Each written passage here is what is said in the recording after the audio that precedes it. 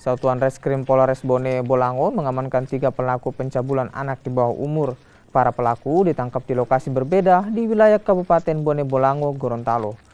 Penangkapan dilakukan usai polisi menerima laporan dari orang tua korban yang anaknya tak kunjung kembali ke rumah sejak 15 Januari lalu.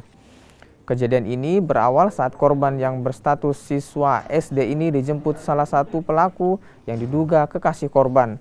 Korban yang masih berusia 12 tahun itu diajak mengonsumsi miras bersama 2 pelaku lainnya di kawasan Center Point Bone Bolango.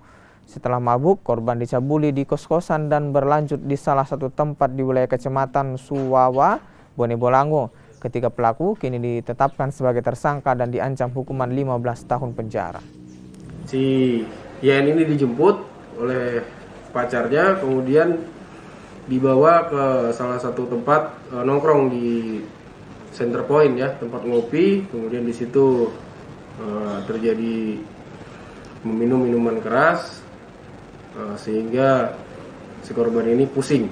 Kemudian dibawa ke sejenis kos lah yang ada di sekitaran situ.